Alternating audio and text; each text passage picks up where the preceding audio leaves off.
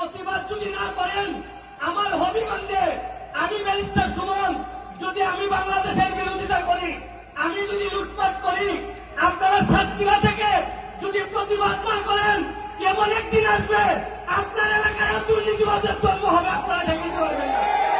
আমাদের এলাকায়, আমাদের হবিগঞ্জে টাকা হয়তো আমাদের অনেক আছে, কিন্তু আপনাদের এলাকাটা দেখে মনে হয়েছে এখনো রুচিতে আপনাদেরকে আমরা পাস করতে পারি না, এখন আমরা পিছাই আছি আপনাদের।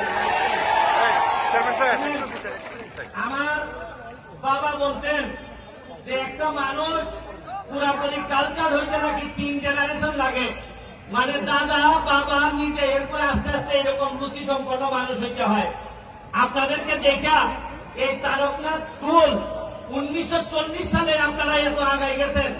আপনাদেরকে দেখে আমার মনে হয়েছে যে আপনাদেরকে দেখে কিছুটা হিংসা করার মতো, যে আল্লাহ আপনাদেরকে এত আগায় নিছে যে আপনারা খানো শুধু সাতক্ষীরা কেন, আপনাদের যে যোগ্যতা তাদের বাংলাদেশের যোগ্যতা দেওয়ার মতো ক্ষমতা আপনাদের আছে। আমি আপনাদের সামনে আর জীবনে কবে আসতে পারবো কিনা জানি না। আমি আপনাদের যারা তরুণ আছে যারা, তাদেরকে একটা কথা বলে যাই, শুনেন। আমি জন্ম হোক যথাযথ, কর্ম হোক ফল। আমি হবিগঞ্জের চুনারঘাটের মধ্যে একটা থানা থেকে শুধু পড়াশোনার মাধ্যমে ঢাকা বিশ্ববিদ্যালয়, আমি লন্ডনে পড়াশোনা করছি, করে ব্যারিস্টার হয়ে বাংলাদেশের হাইকোর্টে প্র্যাকটিস করতেছি।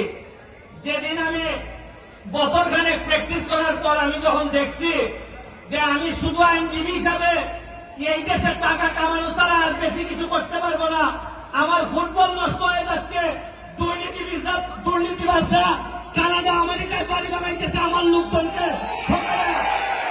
শুনেন, আপনারা দেখছেন কিনা, গত পরশুদিন আমি কানাডা থেকে আসছি, আমি গিয়ে দেখলাম কানাডার রাস্তায় রাস্তায় আমাদের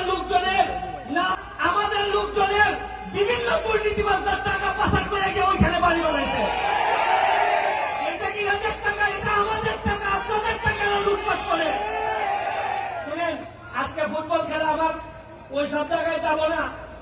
আপনাদের এলাকায় যদি কখনো কোনো নির্যাতিত নিপীড়িত মানুষ হয়, আপনারা জানেন কিনা, নুসরাত হত্যা মামলায়, ফেনীর হত্যা মামলায় আমি বাদী হয়েছিলাম।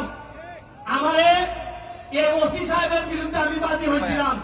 ওসি সাহেবের বাড়ি হচ্ছে গিয়ে যশোরে, আমার বাড়ি হবিগঞ্জে। আর যে মেয়েটা মারা গেছে মাদ্রাসা ছাত্রী, তার বাড়ি ফেনী। আমার লোকজন জিজ্ঞেস করে যে তোমার বাড়ি হবিগঞ্জে, তুমি কেন ফেনীর মেয়ের মামলায় বাদী হইছ? ফেনীর কেউ তো বাদী হইতে পারত। আমি তাদেরকে বলছিলাম, মনে রাখো, পাপ যদি অন্য জায়গায় সংগঠিত হয় আর এই পাপের প্রতিবাদ যদি না করো, তাহলে বেশি দিন না একদিন তোমার বাড়িতে এই পাপ সংগঠিত হবে। মনে রাখছেন, প্রতিবাদ যদি না করেন, আমার হবিগঞ্জে আমি ব্যারিস্টার সুমন যদি আমি বাংলাদেশের বিরোধিতা করি, আমি যদি লুটপাট করি, আপনারা সাতক্ষীরা থেকে যদি প্রতিবাদ না করেন, এমন একদিন আসবে আপনার এলাকায় দুর্নীতিবাদের জন্ম হবে, আপনারা ঢেকে দিতে পারবেন না।